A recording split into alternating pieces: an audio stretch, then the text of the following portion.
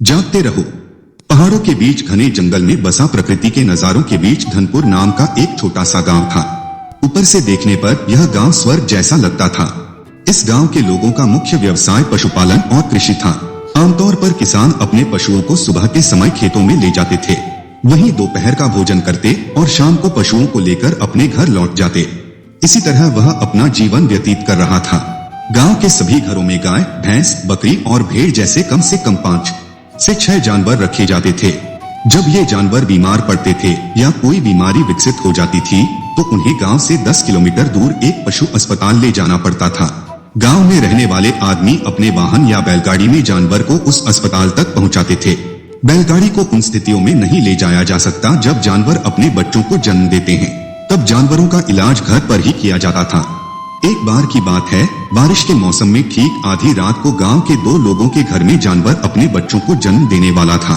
ये दोनों व्यक्ति एक दूसरे के सामने रहते थे।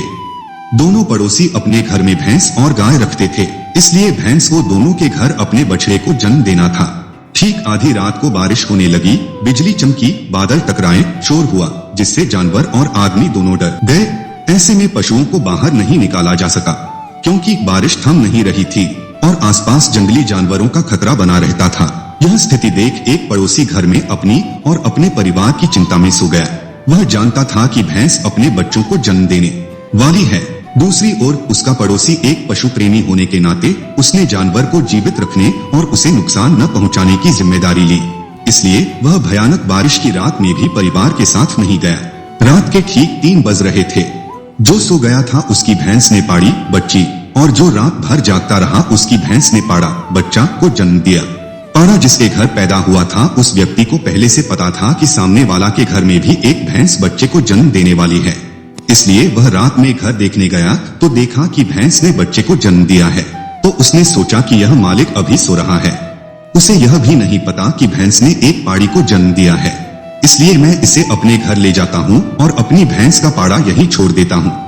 इस विचार को उपयुक्त मानते हुए उन्होंने दोनों जन्म लेने वाले शावकों को अलग अलग घरों में रखा। सुबह हुई और वह आदमी उठा तो देखा कि भैंस ने पाड़ा को जन्म दिया है। इससे वह दुखी हुआ और सुबह होते ही अपने काम में लग गया। वहीं दूसरी ओर ये शख्स इस बात से बेहद खुश हुआ, क्योंकि वह पशुपालन व्यवसाय में और प्रगति चाहता था। उस दिन से एक कहावत चली आ रही थी कि जागते को पाड़ी और सोते को पाड़ा। सीख, इस कहानी से हम सीखते हैं कि हमें अपने कर्मों के प्रति जागरूक होना चाहिए।